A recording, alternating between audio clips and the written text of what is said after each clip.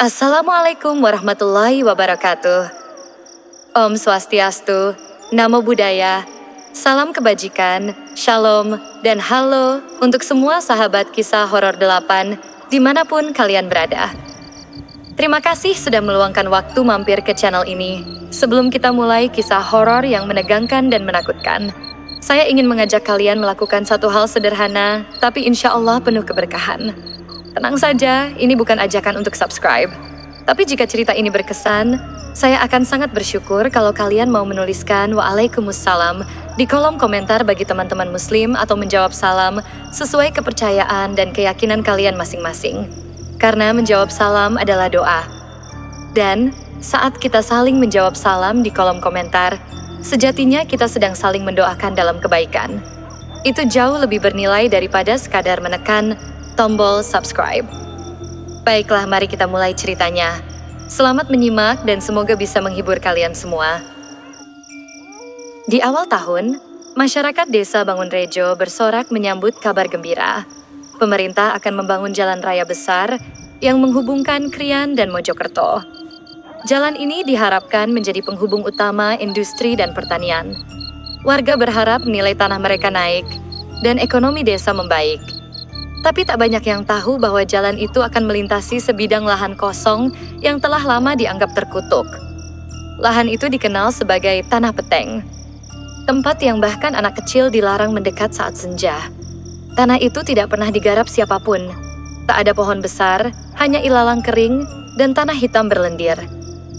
Dulu, konon di tempat itu ada makam massal Romusha zaman Jepang, tapi pemerintah tak pernah mengakuinya. Bagi warga, tanah itu adalah pantangan turun-temurun, tapi pembangunan tidak peduli takayul. Truk-truk besar datang. Ekskavator mulai menggali. Hari pertama berjalan lancar, tapi saat malam datang, angin dingin berhembus aneh dari arah timur. Bau menyengat seperti bangkai menyelimuti lokasi. Pak Slamet, operator ekskavator, mendadak merasa mual, lalu pingsan. Saat dibangunkan, dia menggigil dan mengigau, menyebut-nyebut sesuatu yang membuat darah semua orang yang mendengar jadi dingin. Mereka berdiri di pinggir lubang, wajahnya hancur, matanya kosong, mereka bilang jangan dilanjutkan. Pihak proyek menganggap itu hanya kelelahan. Tapi malamnya, Pak Slamet ditemukan tewas di kabin ekskavator dengan wajah tertekuk ke belakang dan lidah terjulur panjang, seperti dicekik oleh tangan tak terlihat. Polisi mencatat kematian sebagai serangan jantung mendadak. Tapi warga tahu, ini bukan mati biasa. Kematian itu menandai awal dari kengerian yang tak bisa dihentikan. Seminggu kemudian, sebuah sumur tua di dekat lokasi tiba-tiba muncul kembali dari tanah padahal sumur itu sudah ditimbun bertahun-tahun lalu. Airnya memancur sendiri, berwarna kemerahan. Anak-anak yang bermain di dekatnya melihat bayangan perempuan berambut panjang mengintip dari dalam air matanya merah dan kulitnya keriput seperti abu gosong. Rumor menyebar cepat. Pembangunan jalan telah membangunkan sesuatu yang lama terkubur. Malam-malam berikutnya, para pekerja mulai mengeluh diganggu suara langkah kaki di barak. Ada yang mendengar pintu diketuk keras saat hujan deras, namun saat dibuka, tidak ada siapapun, kecuali jejak kaki basah yang memanjang ke dalam kamar. Pak Joko, mandor lapangan, mencoba menguatkan hati. Ia tak percaya hal mistis. Tapi saat istrinya di rumah mengalami keguguran mendadak, dan anaknya yang sulung mengalami mimpi buruk terus-menerus, ia mulai gentar. Anaknya, Reno, menggambar sesuatu di buku sketsa. Lukisan jalan beraspal merah dengan tangan-tangan mencuat dari bawahnya. Saat ditanya, Reno menjawab polos. "Bapak, tadi malam mimpi ada kakek-kakek pakai topi tentara. Dia bilang, ayahmu harus berhenti menggali tanah kami, atau nanti kami ambil dia seperti Pak Slamet." Pak Joko membeku, keringat dingin mengalir di punggungnya. Malam harinya, barak pekerja terbakar sebagian. Api muncul dari dalam tanpa sebab. Anehnya, saat dicek, tidak ada jejak percikan listrik dan api hanya membakar ranjang yang kosong. Namun di salah satu ranjang yang terbakar itu, tertinggal bekas tangan menghitam seperti arang mencengkram kayu ranjang dari bawah. Warga mulai resah, bahkan kepala desa pun angkat bicara. Dulu orang tua saya bilang, Tempat itu dipakai Jepang untuk menyembunyikan mayat Romusha dan warga desa yang melawan. Banyak dikubur hidup-hidup. Kalau tanah itu dibuka, harus dengan izin, bukan ke pemerintah tapi ke leluhur. Namun proyek tetap berjalan. Kontraktor utama tidak peduli. Mereka mengejar tenggat waktu, mengejar keuntungan, mengejar pujian. Dan dengan setiap sentimeter tanah yang digali, roh-roh itu bangkit, satu demi satu, menunggu giliran menagih darah. Malam di desa Bangunrejo terasa semakin pekat. Seolah-olah langit ikut menolak pembangunan jalan yang melintasi tanah terlarang itu. Angin berdesir kencang, membawa aroma lumpur basi dan bau amis darah yang menggantung di udara. Pak Joko belum bisa tidur. Matanya terpaku pada langit-langit kamar kontrakan proyek. Ia baru saja menenangkan anak dan istrinya lewat telepon, tapi pikirannya tak tenang. Ingatan tentang mimpi anaknya tadi siang terus menghantui. Kakek bertopi tentara, jalan beraspal merah, tangan-tangan dari dalam tanah. Pukul 2 dini hari, suara ketukan terdengar di jendela. Bukan ketukan biasa, bukan seperti tangan manusia, tapi seperti bunyi kuku yang panjang, menggores perlahan. Cekit, cekit. Pak Joko bangkit. Ia melirik jam 2.03. Tak mungkin ada orang main-main. Dengan langkah hati-hati, ia membuka jendela. Kosong. Tapi di balik kaca yang dingin, ia mendapati bekas telapak tangan kecil dan kotor, seperti tangan anak-anak menempel di sisi luar kaca. Padahal kamar itu di lantai 2. Tubuh Pak Joko gemetar. Ia menutup jendela rapat-rapat dan membaca doa dalam hati. Namun malam itu, suara goresan di dinding terus terdengar sampai fajar menyingsing. Seolah ada yang memantau dari balik tembok menanti waktu yang tepat untuk menerkam. Esok paginya, tragedi kembali terjadi. Salah satu pekerja Wito ditemukan tewas di dalam parit galian. Tubuhnya membusuk cepat meski baru semalam hilang. Anehnya, tidak ada luka terbuka. Tapi kedua bola matanya hilang dan mulutnya terbuka lebar, seperti berteriak diam-diam. Di sekeliling tubuhnya, ilalang tumbuh mendadak. Padahal itu area berbatu kering. Warga semakin ketakutan. Beberapa pekerja mulai mengundurkan diri. Tapi proyek tetap jalan. Uang terus mengalir dan para pemilik modal tidak peduli. Di suatu malam, seorang pemuda lokal bernama Fauzan yang bekerja sebagai penjaga malam melihat sesuatu dari pos jaga. Ia melihat bayangan hitam besar melintas di area alat berat. Tapi yang paling membuatnya terdiam adalah eksavator yang menyala sendiri dan perlahan bergerak maju, walau tak ada seorang pun di dalamnya. Fauzan mengambil senter dan mendekat. Lampu kabin eksavator menyala temaram, mesin menderu pelan. Tapi saat senter diarahkan ke kursi operator, ada sosok duduk membelakangi dengan punggung membusuk dan rambut panjang menjuntai ke lantai. Fauzan mundur, tapi sosok itu perlahan menoleh, dan wajah itu tak punya kulit, hanya daging merah terbuka dan mata putih yang menatap tajam. Fauzan berlari tak tentu arah, dan keesokan harinya ditemukan oleh warga, tergolek di sawah dengan mulut menganga dan rambut memutih seketika. Ia masih hidup tapi jiwanya hancur. Ia hanya bergumam. Mereka menggali keluar dari bawah aspal. Mereka lapar, sangat lapar. Sementara itu, pihak proyek diam-diam memanggil seorang orang pintar. Seorang dukun tua dari daerah Jombang bernama Mbah Kromo yang dikenal bisa meredam tanah angker. Mbah Kromo datang malam hari, membawa kendi tanah liat, kain kafan, dan segenggam darah ayam hitam. Ia berdiri di tengah tanah yang digali, lalu menancapkan keris kecil sambil berkomat kamit. Para pekerja menonton dari jauh, berharap ritual itu menghentikan teror. Namun sesaat setelah kendi ditanamkan ke tanah, semua lampu di area proyek padam serentak, udara mendadak beku, dan terdengar suara dari bawah tanah. Seperti jeritan ribuan mulut saling bertindihan, tanah bergetar, kendi pecah sendiri, dan di hadapan semua orang, kain kafan yang ditanam tiba-tiba terangkat oleh tangan keriput dari dalam tanah meronta, seolah tak terima dibangunkan. Mbah Kromo tersungkur, dari mulutnya keluar tanah liat. Ia meronta-ronta dan berteriak, "Kalian telah membangunkan yang terikat kutuk. Ini bukan roh biasa. Ini Tumbal yang dikhianati. Malam itu, banyak pekerja pergi tanpa pamit. Proyek nyaris terhenti. Tapi satu hal yang tidak berubah, truk-truk tetap berdatangan membawa material. Alat-alat berat tetap menyala. Jalan itu harus selesai. Karena telah ada perjanjian rahasia antara para pemilik proyek dan sesuatu yang jauh lebih kelam dari sekadar hantu. Dan jalan itu bukan lagi jalan biasa, ia telah menjadi jalur darah. Di bawah setiap aspal, ada kisah. Dan di balik setiap kisah, ada nyawa yang dipaksa diam. Untuk selamanya. Setelah malam mengerikan itu, keheningan tak pernah benar-benar kembali ke proyek pembangunan jalan raya itu. Para pekerja tersisa bekerja dalam diam, wajah mereka pucat dan mata cekung, seperti telah menyaksikan sesuatu yang tak bisa dicerna logika manusia. Di seberang jalan proyek, Ibu Sarmini, janda tua penjual jamu gendong, mulai merasa rumahnya terasa berbeda. Ia tinggal tepat di sisi utara proyek, hanya terpisah pagar seng dan tanah kosong yang dulunya adalah kebun pisang. Setiap malam ia mendengar suara langkah kaki di loteng rumahnya yang sempit, padahal rumah itu tidak memiliki loteng.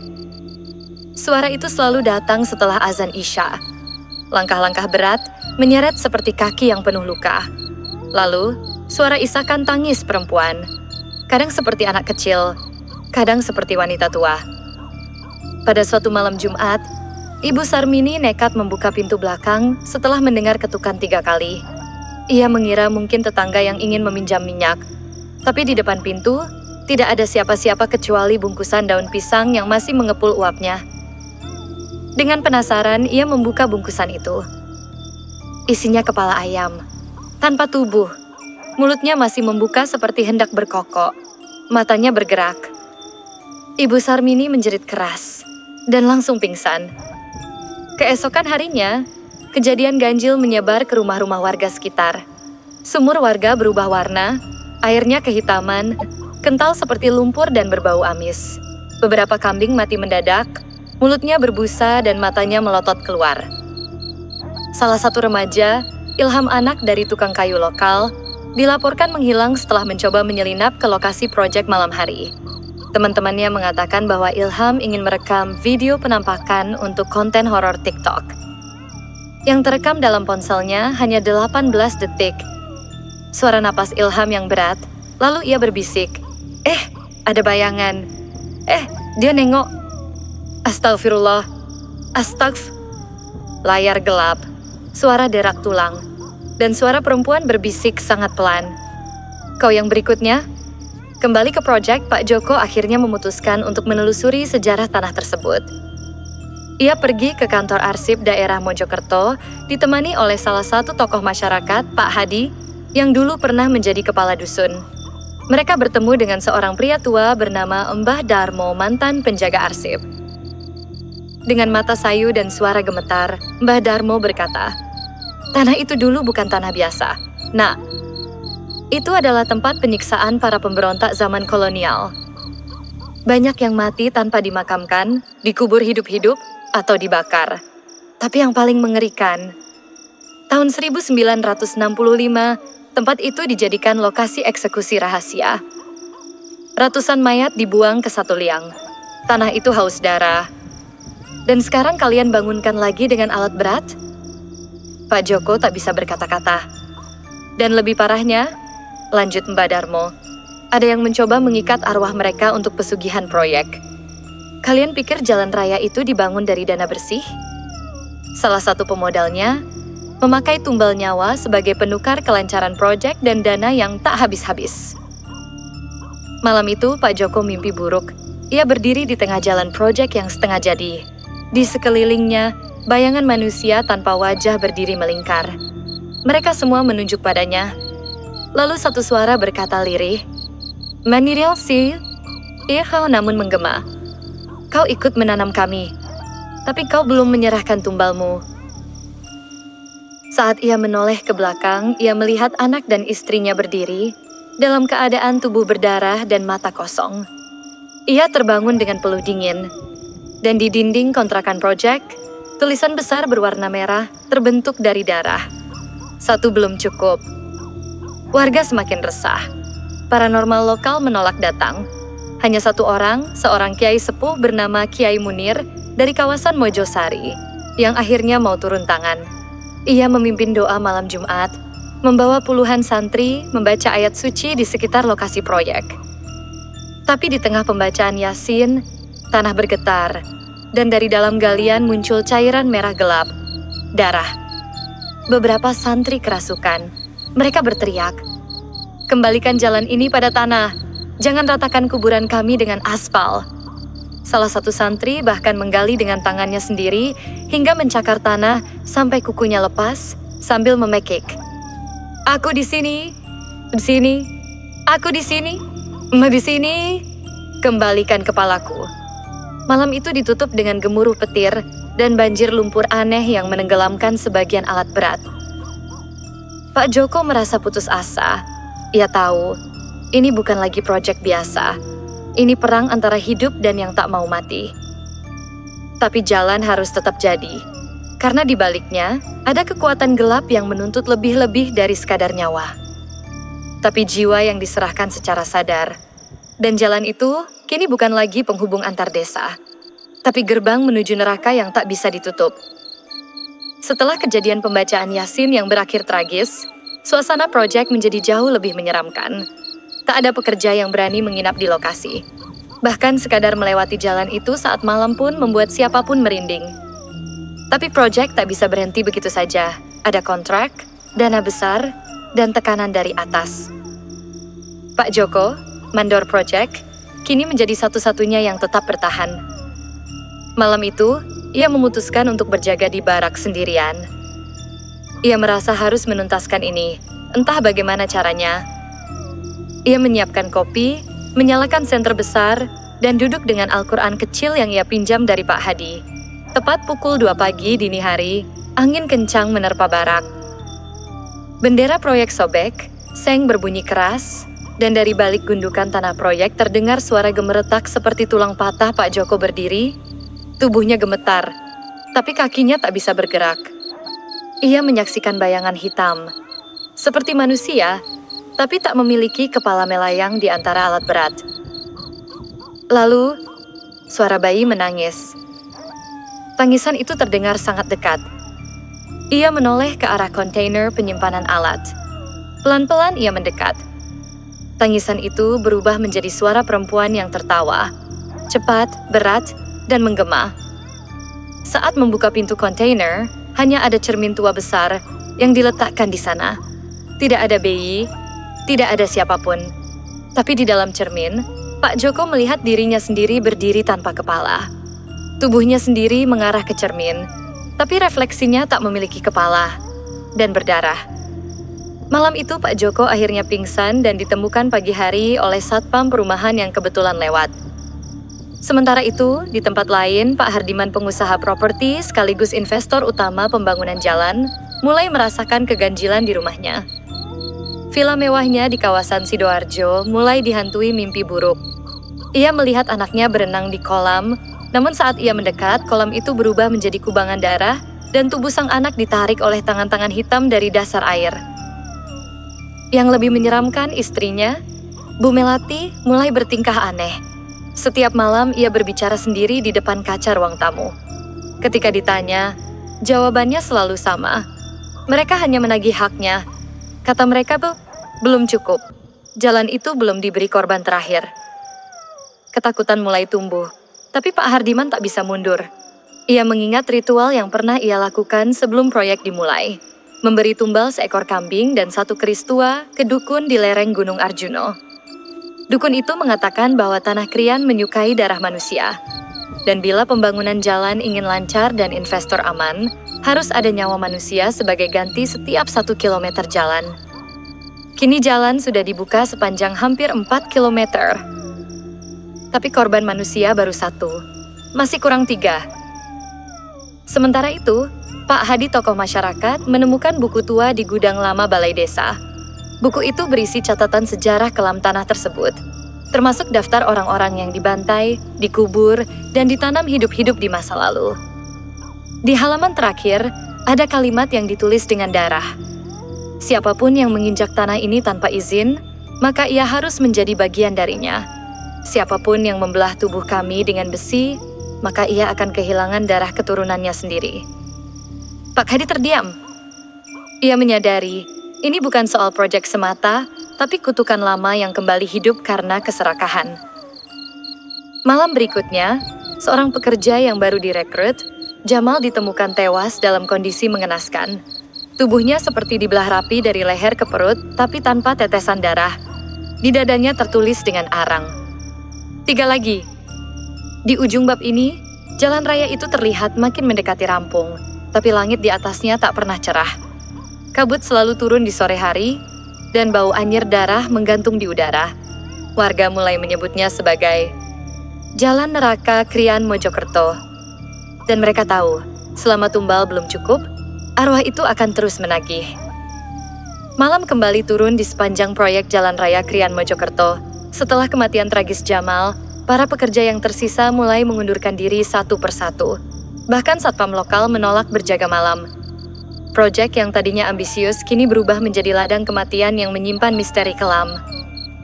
Namun, di balik layar, Pak Hardiman bersama 2 rekan bisnisnya Pak Surya dan Bu Ratna pemilik saham terbesar dalam pembangunan jalan itu, bertemu secara rahasia di sebuah villa tua di kawasan Tretes. Di ruang yang remang dan hanya diterangi lilin, mereka berkumpul mengelilingi sebuah mangkuk tanah liat berisi cairan merah gelap dan sebilah pisau pusaka. Kita tak bisa mundur, ujar Pak Surya dengan suara berat. Uang sudah mengalir. Kita sudah sepakat dengan dukun Semargeni. Tapi, tumbal belum genap. Kita berjanji 4 nyawa untuk 4 kilometer jalan, baru 2 yang diambil. Kalau kita berhenti sekarang, Bu Ratna berhenti, matanya bergetar menahan rasa takut.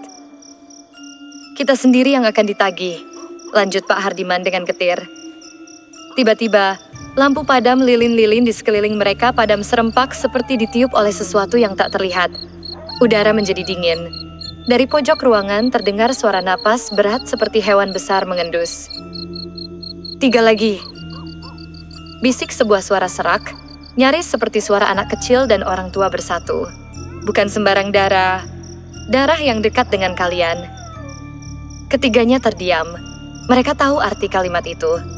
Yang dibutuhkan bukan hanya darah manusia, melainkan darah keluarga mereka sendiri. Sementara itu di desa terdekat proyek, Pak Hadi merasa hidupnya mulai diteror. Setiap malam ia mendengar suara langkah kaki di atap rumahnya dan suara rintihan dari bawah lantai kayu.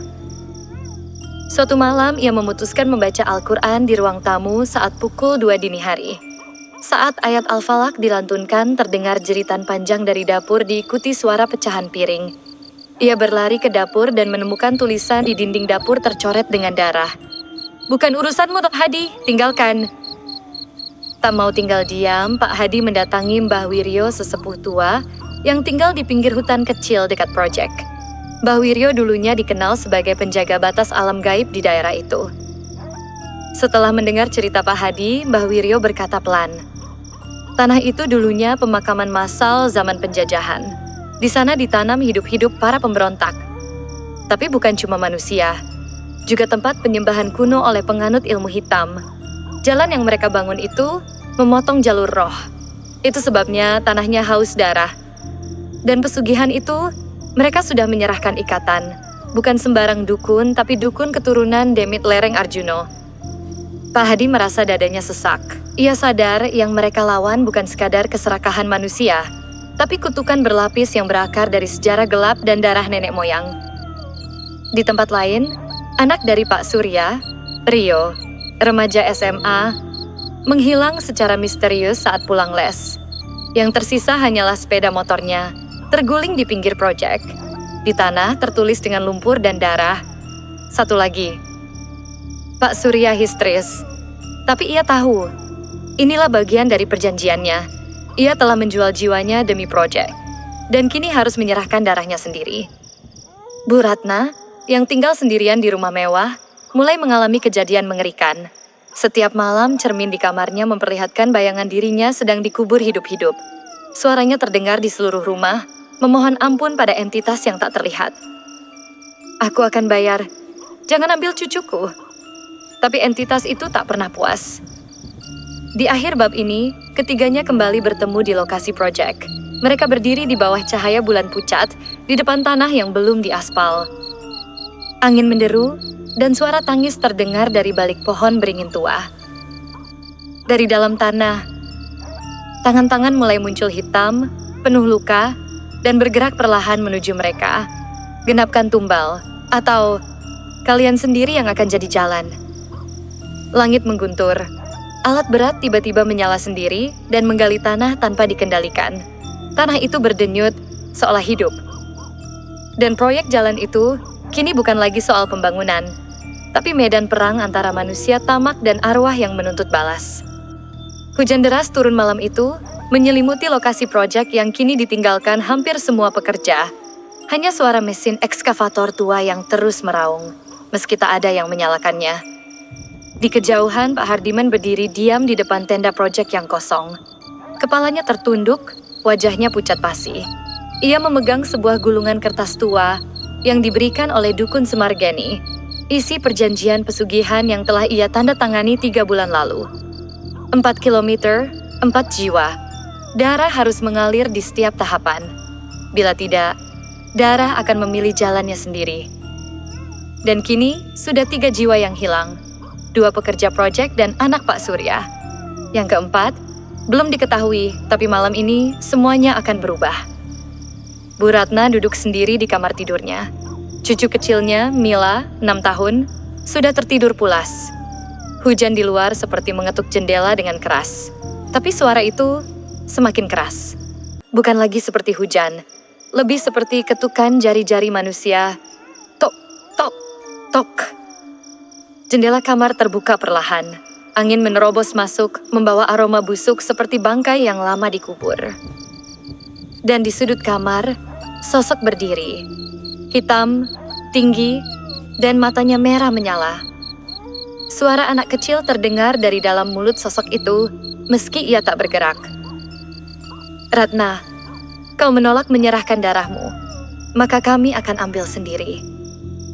Mila terbangun. Tapi anehnya, ia tidak menangis. Ia memandang makhluk itu dan tersenyum kosong. Lalu dengan suara yang tak seperti suara anak kecil, ia berkata, "Neneke, waktuku sudah habis." Mila pingsan. Bu Ratna menjerit histeris dan pingsan di tempat. Pak Hadi, yang masih nekat mengungkap apa yang sebenarnya terjadi, kembali datang ke lokasi proyek. Kali ini, ia membawa Mbak Wiryo dan beberapa warga. Mereka ingin mengadakan ritual penolakan bala dan pemutusan jalur gaib agar proyek berhenti memakan korban. Tapi saat mereka tiba, mereka melihat hal yang tak akan pernah mereka lupakan seumur hidup. Sebuah jalan sepanjang 500 meter yang selesai terbentuk sendiri. Aspal membentang halus, padahal tak ada satupun alat berat yang menyentuhnya. Di sepanjang jalan itu, bekas darah tampak mengering seperti terhisap oleh tanah. Dan di tengah-tengahnya, berdiri 3 sosok tinggi mengenakan jubah merah, wajah tertutup topeng putih penuh retakan.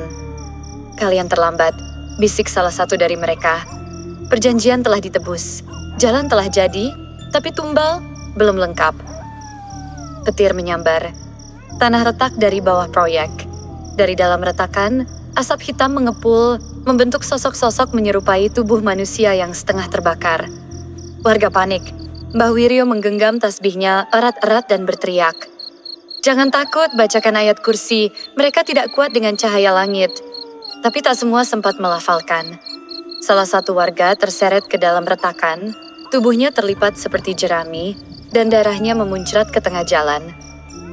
Keesokan harinya, proyek kembali ditutup paksa oleh pemerintah daerah karena hilangnya 5 orang secara misterius, termasuk Pak Surya, yang ditemukan dengan mata kosong dan tubuh menggigil tanpa suara, hanya mampu berkata, "Sudah selesai, jalan sudah kenyang," tapi mereka belum pergi. Jalan itu, sepanjang 4 kilometer, kini dikenal warga sebagai Jalan Setan. Setiap malam, suara tangisan, tawa kecil anak-anak, derap langkah tanpa kaki terdengar dari balik aspal.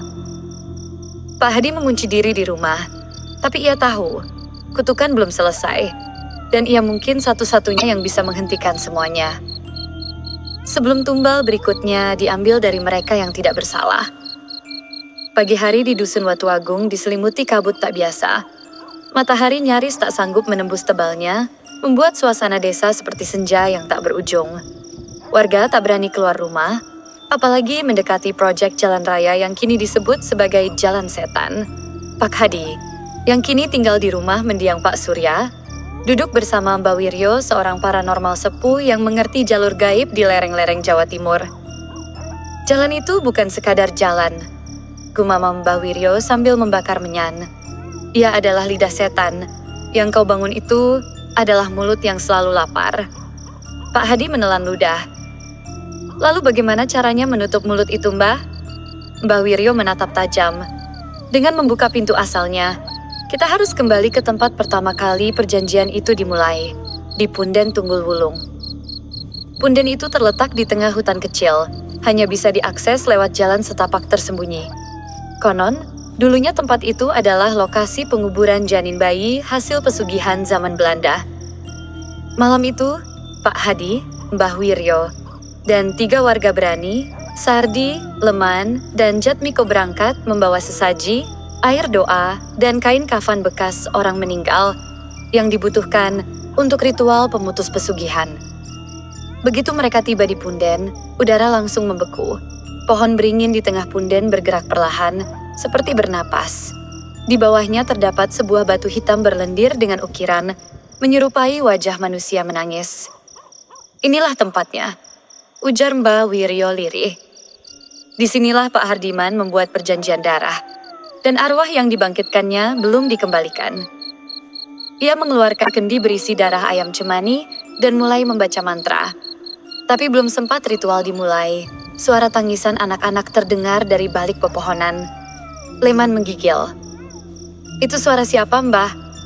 Itu suara para tumbal, yang tidak pernah dikuburkan dengan tenang. Tiba-tiba tanah bergetar. Batu hitam itu retak, dan dari celahnya keluar cairan hitam pekat berbau amis. Sosok hitam bertubuh kurus dengan mata merah menyembul dari balik batu. Makhluk itu mengeluarkan suara serak. Siapa yang memutus perjanjian? Siapa yang hendak menutup jalanku?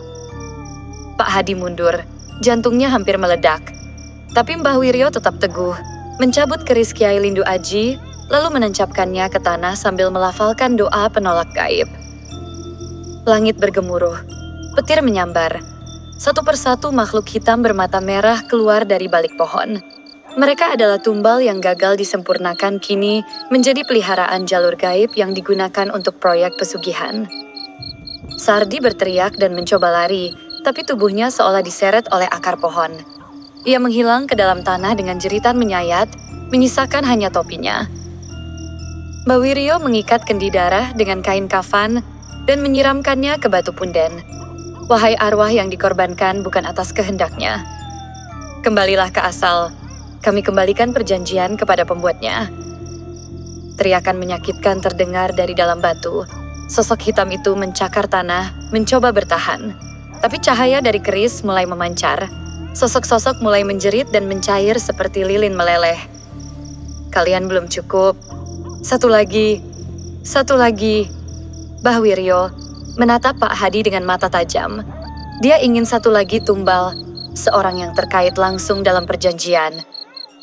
Pak Hadi sadar, yang dimaksud adalah Pak Hardiman. Saat semuanya tenang, hanya 2 orang tersisa, Pak Hadi dan Mbah Wiryo. Batu hitam itu kini pecah menjadi debu, tapi arwah-arwah belum benar-benar tenang. Mbah Wiryo menatap jalan setapak menuju proyek yang jauh di bawah sana. Kita belum selesai. Selama Pak Hardiman belum mengakui dosanya dan menyerahkan dirinya, jalan setan akan terus meminta darah. Pak Hadi dan Mbak Wiryo terdiam sejenak, diselimuti udara dingin yang menusuk tulang. Kabut malam makin tebal, dan suara-suara gaib terdengar semakin nyata di sekeliling mereka. Seperti jeritan halus yang berbaur dengan desir angin, memanggil dari kegelapan. Pak Hardiman, bisik Mbak Wiryo. Kamu harus tahu, perjanjian itu bukan hanya soal uang dan jalan. Ada harga yang jauh lebih mahal. Harga jiwa. Pak Hadi menggigil. Aku tak pernah tahu betapa dalam lumpur ini kami terperangkap. Malam itu, Pak Hadi kembali ke rumah yang kini menjadi warisan keluarganya. Tapi dia tak bisa tidur. Dalam gelap kamar, bayangan sosok hitam bermata merah terus menghantui pikirannya. Pak Hardiman, yang selama ini hidup penuh tipu daya dan kebohongan, juga merasakan kegelisahan yang sama. Dalam mimpinya, ia kembali ke Punden Tunggul Wulung. Dalam mimpi itu, batu hitam itu berdenyut, seperti jantung yang berdetak. Dari dalamnya muncul sosok menyeramkan, berwujud makhluk separuh manusia dan separuh bayangan, dengan wajah penuh luka dan mata merah menyala. Makhluk itu berkata dengan suara serak, "Aku adalah jiwa-jiwa yang kau korbankan, janin-janin yang kau kubur di balik senyumanmu. Aku haus, dan aku akan menuntut hakku." Pak Hardiman mencoba melarikan diri, tapi tanah di bawahnya berubah menjadi lumpur hitam yang menelan setiap langkahnya. Ia terperangkap, tak bisa berteriak, hanya bisa merintih dalam kegelapan yang pekat. Keesokan harinya, di lokasi proyek, suasana makin mencekam. Para pekerja mulai mengeluh tentang suara aneh, bayangan yang lewat di antara pohon, dan bau amis yang menusuk hidung. Pak Hadi dan Mbak Wiryo datang untuk memantau situasi. Mereka menemukan beberapa alat berat rusak tanpa sebab jelas, serta bekas jejak kaki kecil di tanah basah yang tak mungkin berasal dari manusia biasa. Di dekat tumpukan tanah, mereka melihat sesosok bayangan kecil berdiri menatap kosong. Saat Pak Hadi mendekat, bayangan itu menghilang begitu saja, meninggalkan udara dingin menggigit. Malam semakin larut, Mbah Wiryo merasakan aura gelap yang jauh lebih kuat daripada sebelumnya. Pak Hadi, saya kata tadi, ini bukan hanya tentang satu makhluk atau satu kutukan. Ini adalah rantai sumpah dan dendam yang terikat erat dengan darah. Ia memandang Pak Hadi dengan serius. Jika Pak Hardiman tidak menyerahkan diri dan mengakui dosa-dosanya, tumbal-tumbal itu akan datang mengambil apa yang mereka minta. Dan kali ini, korban bukan lagi janin atau bayangan, melainkan orang hidup. Di tengah hening, suara langkah berat terdengar dari luar rumah. Kedua pria itu menoleh ke arah pintu, tapi di sana tak ada siapa-siapa. Namun dari balik jendela, mata merah bersinar tajam mengintai, menunggu kesempatan membalas dendam. Malam itu terasa lebih gelap dari malam-malam sebelumnya. Angin berhembus kencang membawa aroma busuk dari reruntuhan pohon yang tumbang, seolah-olah alam ikut menangis atas kutukan yang melanda proyek jalan itu. Pak Hadi berdiri di depan rumah Pak Hardiman, mencoba memanggil lelaki tua itu. Tapi suara yang keluar hanyalah suara serak dan gemetar. Di dalam rumah, Pak Hardiman duduk termenung, wajahnya pucat pasi. Matanya merah dan bengkak, bekas tangisan yang tak henti selama berhari-hari. Ia tahu, waktu yang dimilikinya semakin menipis. "Pak Hadi," suaranya parau, "aku telah mengorbankan banyak nyawa demi uang dan proyek ini. Tapi aku tak sanggup menanggung dosa ini lagi." Dengan tangan gemetar, ia mengeluarkan selembar kertas yang berisi perjanjian hitam yang dibuatnya bertahun-tahun lalu. Kertas itu dipenuhi dengan tulisan-tulisan kuno dan lambang aneh yang mengerikan. Pak Hadi dan Mbak Wiryo membacanya dengan seksama, merasakan hawa dingin menjalar ke seluruh tubuh. Ini bukan hanya janji biasa. Ini adalah ikatan yang mengikat jiwa Pak Hardiman dan keluarganya pada makhluk gelap di Punden Tunggul Wulung, kata Mbak Wiryo. Malam itu, di tengah guyuran hujan deras, Pak Hadi dan Mbah Wiryo memimpin ritual pemurnian di Punden Tunggul Wulung. Api unggun menyala besar, aroma dupa dan bunga melati memenuhi udara. Pak Hardiman harus mengakui semua dosanya dengan suara lantang, memohon ampun kepada arwah yang pernah ia korbankan. Suara-suara gaib bergemuruh, angin mengamuk. Dari kegelapan muncul bayangan-bayangan hitam berwujud makhluk menyeramkan, berteriak menuntut balas. Namun dengan kekuatan doa dan ketulusan pengakuan dosa, bayangan itu perlahan memudar, menghilang dalam asap dan api.